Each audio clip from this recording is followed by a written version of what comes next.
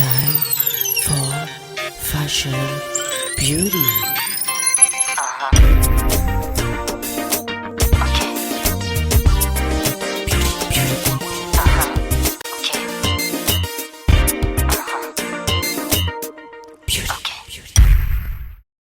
Salut à tous et à tous et bienvenue à votre émission favorite Time for Fashion Beauty. Nous sommes en compagnie du grand Baba Mal. Et oui, il a accepté notre invitation, mais ne soyez pas jaloux. Merci d'avoir accepté notre invitation. C'est avec plaisir. En tout cas, on est vraiment ravis. Merci beaucoup. Et juste avant que vous veniez, ils étaient en train de danser, les cadreurs là sur votre musique. Ah J'ai dû bon prendre mon portable là et couper la musique. Ah bon? Voilà, et donc on découvre, c'est toujours à chaque fois un grand amour de vous entendre. Oui, la musique est faite pour être savourée et Oui. je pense que comme c'est des jeunes et peut-être qu'ils sont à l'aise, c'est pourquoi ils dansent là-dessus. Oui. On est en période de fête Oui. et c'est toujours bien de danser, de se détendre. Oui, c'est vrai. Voilà. En tout cas, bon là, on ne vous présente pas parce qu'on sait qui vous êtes. Hein. Baba Mal est connu vraiment dans le monde entier. Merci. Et moi, ce que je voulais savoir, c'est qu'est-ce que vous faites en fait en tant que grand chanteur. Comment vous voyez l'avenir de la musique parce que pour moi, vous êtes vraiment une icône. Voilà. Et je parle au nom de tout le monde. Oui, la musique, sur le plan mondial, est assez bien menacée parce qu'il y a beaucoup de... Quand on regarde tous ces courants religieux qui disent que la musique ne doit pas être mise en avant et qui ne savent pas que vraiment la culture est au devant de la scène quand il s'agit de développement, quand il s'agit de faire avancer les choses. Et dans tout cela, la musique occupe une très grande place. Alors au fil du temps, donc au fil de votre carrière, moi j'ai constaté que vous avez adopté plusieurs looks différents. Ouais. Donc pourquoi déjà ou est-ce que c'est toujours adapté à un album qui sort, donc on change de look, on change de style? Donc j'aimerais savoir comment vous faites en fait pour choisir votre style. Ça c'est très bien, c'est une très bonne question parce que durant la première période de la sortie de mon album, par exemple Bayo, on a vu que j'avais à peu près quand même initié les jeunes à un look que j'avais vu au niveau de la Jamaïque, au niveau des États-Unis, et qui faisait qu'à chaque fois que j'apparaissais, malgré mon âge, il y a toute une jeune génération qui se disait qu'avec cette musique, même traditionnelle, mais lui, avec son look, il s'adresse à nous. Oui. Donc, pour faire sortir un album, pour faire de la musique, faire de la scène, c'est un tout qui fait un ensemble qui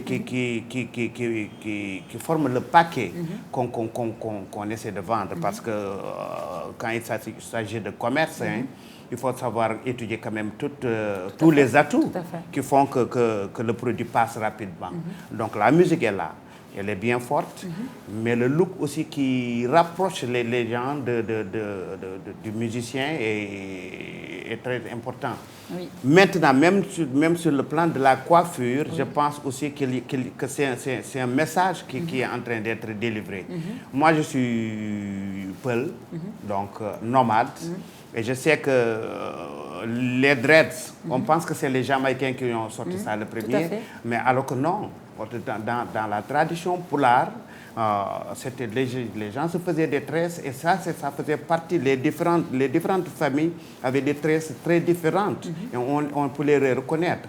Et donc, je pense que tout au long de ma carrière, j'ai un peu joué avec ce truc de look qui fait à chaque fois que l'artiste est obligé de se réinventer, d'amener quelque chose qui choque parfois, mais quelque chose aussi qui fait qu'on dit que l'artiste est au devant de la scène. Si on se met à ressembler à n'importe qui, on n'est plus des artistes. C'est vrai, exactement. En tout cas, je suis ravie parce qu'on apprend beaucoup de choses à Time for Fashion Beauty. Donc là, on va passer à la rubrique mode, c'est tout de suite.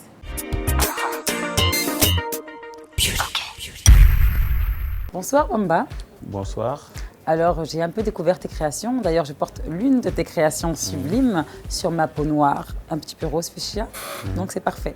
Alors, raconte-nous un petit peu ton parcours. Bon, avant tout, je salue les téléspectateurs qui me suivent. Je salue toi, Kumba, de m'inviter sur ton émission. Bon, mais ça m'a fait très reconnaissant. Bon, pour te dire de mon parcours, ça a été difficile. Bon, jusqu'à présent, c'est difficile, quoi, mais le plus difficile, c'était le début. Comme on dit, quoi, tout début est difficile. Oui, c'est normal. Ouais, parce que mon parcours, en commençant, j'avais une machine, tu vois, j'avais une apprentie, c'était trop difficile quoi. Parfois même c'est moi qui partais au marché pour acheter des fournitures, voilà. Mais je le faisais pour être au top quoi, pour être l'un des meilleurs stylistes de Dakar quoi. Et est-ce que tu as eu la possibilité de faire une école de mode ou non? Non, Parce que souvent on dit ici on ne fait pas d'école donc on n'est pas des pros, or que on peut être autodidacte et être quand même super bon couturier et bon tailleur. Donc est-ce que toi tu as fait une école de mode ou non? Non, je n'ai pas fait l'école de mode, mais je l'ai fait moi-même dans mon atelier. J'ai appris moi-même dans mon atelier. Tu sais, moi mon cas c'est un peu différent quoi. Le mode ça m'est arrivé comme ça. D'accord. C'est un vœu quoi. Je vis avec, je me couche avec, je me lève avec, je parle que de mode. Ouais, rien d'autre. C'est ancré dans ta peau donc c'est un peu normal Voilà, je pense. c'est dans mon sang quoi. D'accord. Ouais. Et est-ce que tu fais des défilés ici donc au Sénégal ou à l'étranger? Oui, j'ai fait beaucoup de défilés ici au Sénégal. Oui. Ouais. Aussi, pour te parler, j'ai une défilé que je dois faire à Norvège. D'accord. Le mois de juillet. Norvège, ben, c'est intéressant ça. Oui, c'est intéressant. Oui. Tu dis, bon, j'ai été invité aussi. Ah, et retenez bien ça. Invitation, Norvège. C'est l'association des Gambiennes quoi, qui sont à Norvège. D'accord. Qui m'ont pris comme styliste. Ah, c'est intéressant. Ouais. Donc, je pense que tu dois habiller beaucoup de femmes donc, par rapport au baptême, mariage. Donc, voilà. Donc, je pense que tu dois avoir beaucoup de clientes, mais pas clients. Donc, les hommes, où sont-ils? Là, je vois que tu portes aussi une de tes créations. Mais quand je regarde dans ta boutique, je vois en fait pratiquement que des mannequins femmes. Si, j'ai fait aussi pour les hommes. Parce que, tu sais, c'est les femmes qui attirent les hommes. Alors, j'aimerais pas mal qu'on parle de vos fans. Donc, justement, tout à l'heure, on parlait de tenue vestimentaire, d'une attitude adoptée en tant qu'artiste. Lorsque vous faites vos concerts, est-ce que vous voyez donc des clones, Baba Mal, des gens qui s'habillent comme vous, qui se coiffent comme vous? Ça m'intrigue vraiment. À chaque fois, on est comme ça. Hein. Ah, quand oui, on voit un bien sûr. artiste, soit on fait la même couleur de cheveux, le même style vestimentaire. Voilà, comme on parlait de ça tout à l'heure. Donc, j'aimerais savoir si c'est pareil aussi pour les fans de Baba Mal. Mais bien sûr, bien sûr. Et c'est même, je dirais que parfois même dans ma communauté, la communauté des Peuls. Et ça fait plaisir. Ça fait plaisir de voir. Et même dans les autres communautés. Dans les autres communautés, par exemple, je viens aux États-Unis, je joue, et je vois des Américains qui se disent « Ah, c'est le concert de Baba Mal. On a suivi quand même dans le net, on a vu comment il s'habille.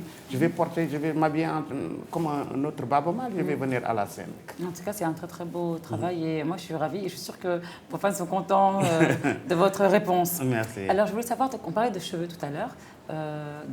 Est-ce que Monsieur Baba Mal a des secrets de beauté? Quels produits vous mettez pour prendre soin de vos cheveux et votre peau? Parce que je vois que votre peau aussi est magnifique. Il y a Chris Blackwell qui est le patron de Island Record qui n'arrive pas de me surprendre parce qu'à chaque fois que je le vois, il me dit « Waouh, mais comment tu fais? Tu as un secret. » Il y en a un autre même qui se trouve dans les maisons de Island, Blue Mountains, qui me dit « Ça, c'est pas normal. » Moi, je suis beaucoup moins âgé que toi. Et alors, quand je te vois, il y a ta peau, il y a ton truc, comment tu fais? Je dis que je ne fais rien du tout. Je pense que c'est la musique qui me nourrit. Mais en même temps, bon, je prends soin de moi, je dors bien. Donc, le sommeil, c'est quelque chose de très réparateur, par exemple, pour la forme humaine. Et ça s'accentue sur le teint aussi. Et c'est vrai que je prends, il y a une certaine huile, une huile d'amande. Oui. De l'huile d'amande. Oui, d'amande douce, c'est excellent ça. Une huile d'amande qui n'est pas parfumée, qui n'a aucune autre matière naturelle que je me mets sur le corps. Ça me masse le corps, mais ça me fait du massage, mais en même temps aussi ça embellit la peau. Surtout la peau noire. Oui, l'huile d'amande douce, je vais tester. Avant j'en prenais, mais il y a très longtemps que j'ai arrêté. Maintenant je suis plus l'huile de karité. De karité. Et l'huile de karité aussi qui est très bien aussi, je pense. Ouais. Secret de beauté de Baba Mal. Donc là, je pense que tous les hommes vont aller courir pour chercher cette huile d'amande douce. Donc on va passer à la rubrique beauté, c'est tout de suite.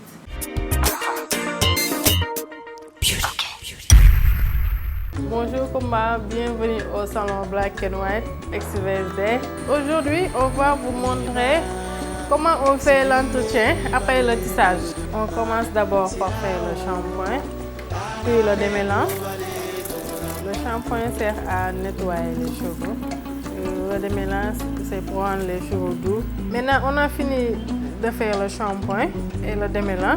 Je vous laisse avec mon collègue Alex pour faire la coupe.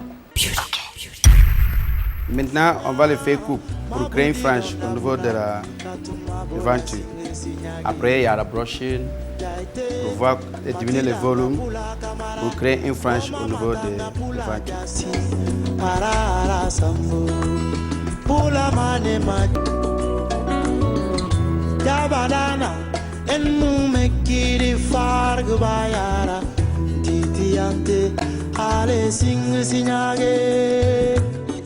Semage sos leta blare jo krenga bon blampa na nyire blampa nimre kaben titi uverenga bon tu karda na foda fade na runga fo. Là nous venons de terminer la coupe, on va passer au brushing.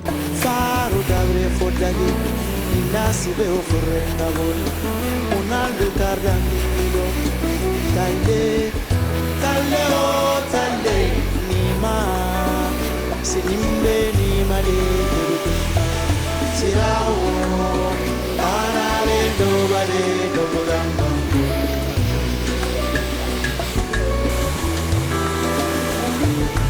nima sinimbe ni male. Maintenant, on a fini de faire le brushing. On va faire la mise en forme.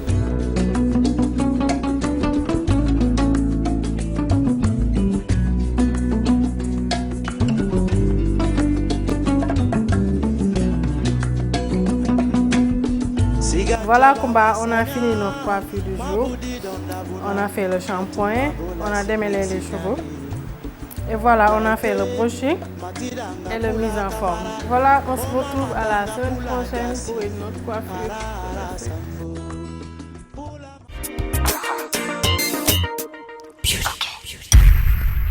Alors, merci déjà encore d'avoir accepté notre invitation sur le plateau et c'est un régal pour nous, pour les cadreurs aussi qui se cachent derrière, on le sait. Merci. J'aimerais savoir quelle est la plus belle chose qui vous est arrivée dans votre carrière. Rencontrer Nelson Mandela. C'est une icône, c'est un symbole, c'était un rêve pour moi. On m'a invité à un festival qui s'appelle Arts Alive, qui se passe à Johannesburg. Pour moi, je vais aller tout tranquillement avec mon groupe jouer et revenir au Sénégal. Et j'arrive en Afrique du Sud, on me dit qu'on a calé une invitation pour toi, tu vas rencontrer le président Mandela. Il était sorti, devenir président, il était à Pretoria, dans ses bureaux.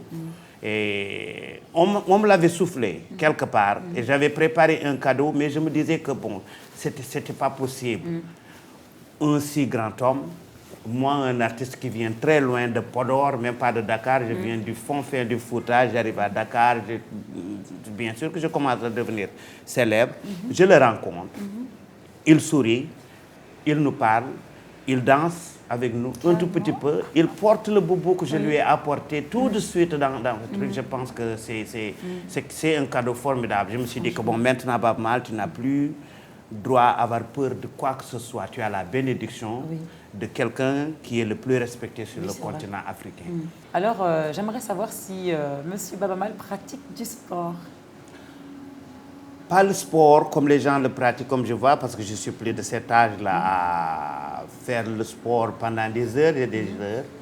Mais à chaque fois, presque je dirais à 90% de mon temps, à chaque fois quand je me lève, je fais mes étirements. Et ça, même mes partenaires professionnels avec qui je travaille sont conscients de ça et ils me le rappellent, même si on est en tournée. Ils me disent, est-ce que tu as fait tes étirements? Il a fait parce que...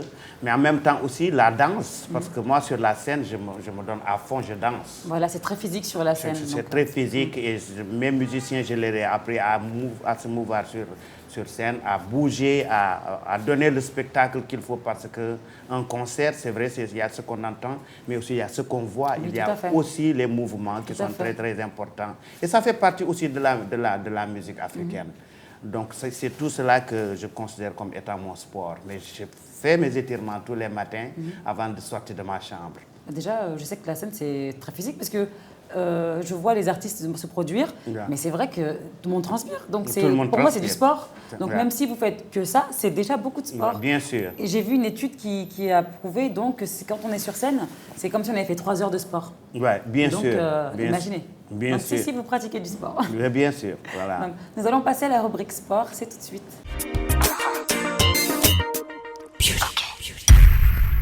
Bonjour Kumba, comment vas-tu aujourd'hui? Bien reposé depuis la dernière fois? Tu as bien fait les étirements à la maison comme je t'ai demandé? Oui, tout à fait, j'ai vraiment suivi à la lettre. Génial, super. Alimentation? Là, par contre, j'ai mangé comme une grosse. Tu vas bien le ressentir aujourd'hui. Super. Alors aujourd'hui, ce que j'ai décidé de mettre en place, ce sera le Viper. Alors le Viper, c'est l'outil numéro 1 fitness en ce moment, surtout au niveau des femmes. Donc quand tu vas voir les Adriana 42 et tout, leur personal trainer, c'est ça qu'ils utilisent. D'accord? Donc ce qu'on va faire, c'est qu'on va travailler ton bas du corps, donc tout ce qui est fessiers, cuisses, pour remonter après au niveau du corps training. C'est bon pour toi? Ok, je vais te montrer les 3 règles de base au niveau du Viper pour que tu puisses suivre un entraînement de haute intensité. C'est cool? Ok, première règle, donc pour le Viper, lorsque tu vas descendre en squat, toujours essaie de pousser le Viper vers l'avant, toujours les genoux vers l'extérieur, je pousse vers l'arrière. Ok? Parfait, je reviens. Exact. Autre chose, les hanches, toujours en harmonie avec le Viper. D'accord? N'aie pas les hanches vraiment raides. Relâche-toi complètement. Tu m'as dit que tu dansais de la salsa, donc tu peux en profiter. C'est cool? Génial. Je pousse vers l'avant, tu pousses les fessiers vers l'arrière, je descends complètement et je reviens. Juste ça. D'accord? Réveil neuromusculaire. Je pousse, je reviens. Encore. Let's go. Ça va jusqu'à là? Pas trop dur, non? Je pousse complètement sur ma gauche. Fente latérale et je reviens. On va complètement en fente droite. Descends complètement le Viper avec l'autre main. Celle-ci. Celle-ci. Yes. Je reviens. Complètement. Let's go. Boum. Plus rapide. Enchaîne. Essaye de me garder toujours les pieds parallèles et toute la plante des pieds au sol. Garde-moi un dos droit, des abdos serrés. C'est ça. Et reviens. Encore. Tu l'as. Et reviens. Non. Relâche pas maintenant. Let's go. Pousse encore. Vas-y. Boum. Ramène-le là et descends. C'est ça. En option. Let's go. Super. Il te reste 10 secondes à tenir. Stop. Let's go. Boum. On pousse vers le haut. Change, redescends. Bien. Je veux que tu te concentres sur tes cuisses, que tu te concentres sur tes fessiers. Serre-moi au maximum les omoplates. Let's go. Monte un peu plus le Viper vers le haut et descends. Là, tu l'as. Génial. Pousse vers l'avant. Let's go. Tu l'as, Kumba. Pense à tes exigences. Pense à tes objectifs. 3, 2, reviens. Pousse vers le haut. Good job, relâche. Yes.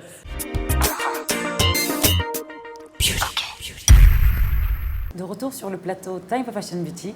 Et non, vous ne rêvez pas, nous sommes en compagnie de Baba Mal. Je sais, mais vous devez être dégoûté derrière l'écran là. Mais moi, j'y peux rien. C'est comme ça, créez vos émissions.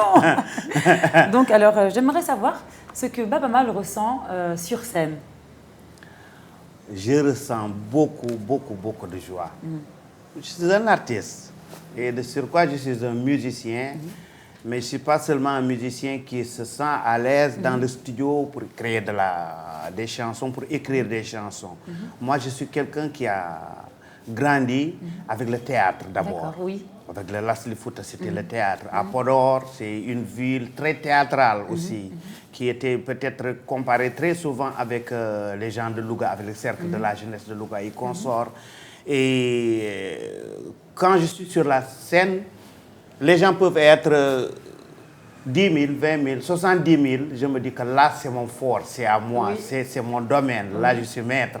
Et je bouge, je suis heureux, je suis content. Et ça me permet aussi, parfois je peux être très timide, ça me permet, quand je suis sur la scène, de sortir tout ce que j'ai envie de dire à l'humanité, à mes amis, à les messages que je veux lancer. Donc, je suis complètement libéré. Une fois que je suis sur la scène, je suis heureux. Ce n'est que du bonheur pour moi. Adoptez-vous une hygiène de vie spécifique avant chaque tournée? Est-ce que vous faites attention donc à votre alimentation? Ou est-ce que, je ne sais pas, si vous buvez beaucoup plus d'eau que d'habitude, comment vous voyez votre hygiène de vie? Comment c'est? J'ai failli détruire ma santé vers les années 2006 et j'étais tombé malade. C'est en revenant en sortant de cette maladie que j'ai sorti la chanson Cigarette No, Money Yes. Donc je me suis dit que maintenant il va falloir que je m'organise davantage parce que je me donnais trop sur la scène. Je dormais peu, je ne mangeais pas beaucoup, je travaillais beaucoup et je pense que ce n'était pas bien pour moi. Mais maintenant, je me donne beaucoup plus de temps à récupérer après une prestation et à manger ce qui est assez merveilleux pour ma santé. Donc, je vous disais tout à l'heure qu'au petit déjeuner, je prends des fruits, de la banane, des oranges, je prends des melons, des trucs qui me donnent beaucoup plus d'eau dans le corps et du thé. Des trucs très sobres qui me nourrissent, mais qui quand même ne viennent pas amener beaucoup de toxiques dans mon corps. Et j'aime bien manger, prendre du poisson. Parce que pour moi, le poisson, et ça, mon diététicien me dit que le poisson, ça fait partie des alimentations les plus privilégiées pour la santé. Et je le conseille vraiment. Ce n'est pas parce que je suis pêcheur, mais je le conseille à tous ceux qui pensent que vraiment la viande est au devant de la scène. Non, c'est le poisson.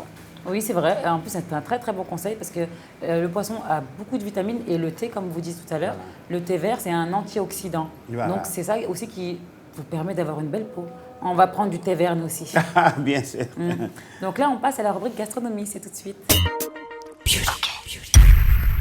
Merci Kumba, bienvenue à l'Elysée. Je vous présente mon second Jean Bianchi et moi qui suis chef Eric Chavi. Voilà, nous allons vous proposer une tagliatelle de gambas au pesto. Bon, pour préparer les tagliatelles de gambas au pesto, il nous faut donc des tagliatelles, du pesto, des tomates séchées, du parmesan, des gambas, du persil et de la ciboulette pour la décoration de notre assiette, ainsi que de citron et d'orange, ainsi que la carotte qu'on va découper.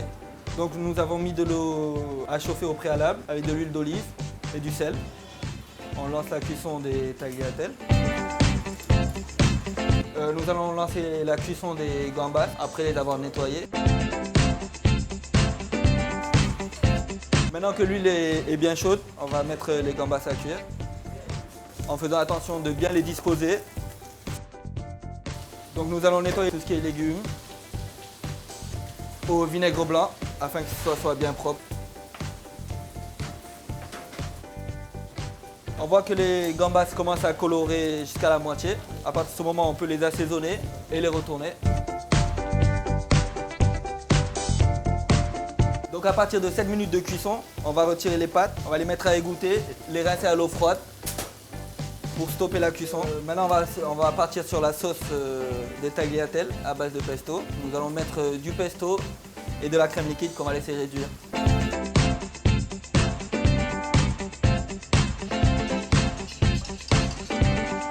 Donc là, on va pouvoir stopper la cuisson des gambas.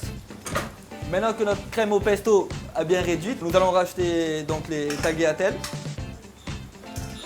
Voilà, on va mélanger, assaisonner maintenant. Maintenant que nos tagliatelles et nos gambas sont prêtes, on peut partir sur la décoration, c'est-à-dire sur la découpe du citron, de l'orange et de la carotte.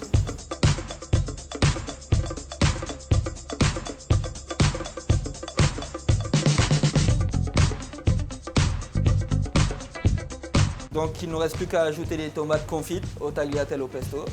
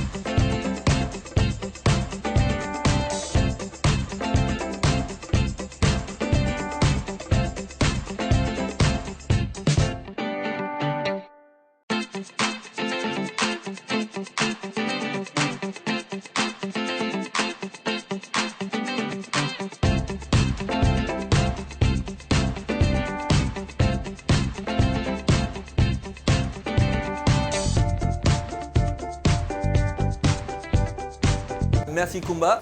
On a fini de préparer le plat qui a été rapide et facile à faire. Donc on vous dit à la prochaine. Merci.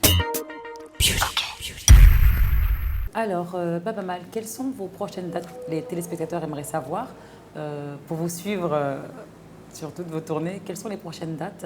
Déjà ici, si vous produisez au Sénégal, à l'étranger, on sait aussi, mais quels sont les lieux et dates?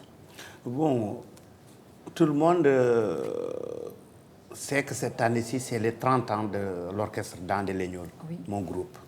Donc je salue mes musiciens au passage et je les félicite pour tout le travail qu'ils ont accompli. Et je salue au passage aussi tous les musiciens sénégalais de ma trempe donc, qui sont là. Et le 7 novembre, nous sommes au Grand Théâtre.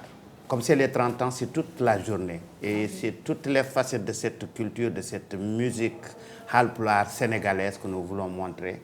Avec tous nos amis aussi. Bon, j'ai invité tous les grands ténors de la musique. J'ai pris mon téléphone, j'ai appelé certains, Youssou, Oumar Pène et tous les autres. Et je pense qu'il y en a d'autres qui vont venir du Mali, de la Côte d'Ivoire, parce que c'est avec eux que j'ai partagé la scène nationale et internationale pendant ces 30 ans. Donc, charité bien ordonnée commence par soi.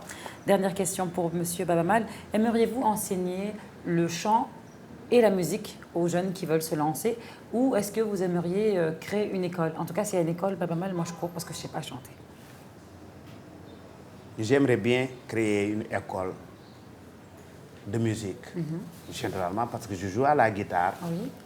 J'ai été au conservatoire, on m'a appris des choses que j'aimerais bien léguer aux autres. J'ai fait des recherches avec Mansour Seck, donc dans toute l'Afrique de l'Ouest. Nous avons séjourné à Goudiri, où je peux dire que toutes les grandes voix de la musique yéla, du monde pulaar, les plus belles voix, on les entend à Goudiri. Ils ont donné beaucoup de chansons, mais ça n'appartient pas à Baba Mal et Mansour Seck, ça appartient à la postérité. J'aimerais bien les enseigner, les transcrire, les écrire, les partager avec les Africains, les Japonais, les Chinois, les Américains. Et tout cela ne peut se passer que dans une école. En tout cas, c'est un de mes très grands projets. J'ai du temps pour cela et ça me fait plaisir aussi de pouvoir le faire. C'est formidable. En tout cas, merci beaucoup d'avoir accepté notre invitation. C'est la fin de Time for Fashion Beauty. Et franchement, j'en suis ravie. Merci beaucoup. Merci, sincèrement. Comme j'ai dit au début, tout le plaisir est pour moi. C'est plus pour moi. Ah non, c'est pour moi. C'est pour nous. Oui, c'est pour nous. Voilà. Franchement, merci beaucoup. Merci. Et j'espère que vous allez revenir sur notre plateau. Mais depuis tout à l'heure, j'ai envie de faire ça. Je me lève. Moi, il faut que j'embrasse Monsieur Baba Mal. Et je suis ravie et à très très bientôt. Merci beaucoup. Merci. Et les téléspectateurs sont des grands jaloux. Bien. À bientôt. Time for Fashion Beauty.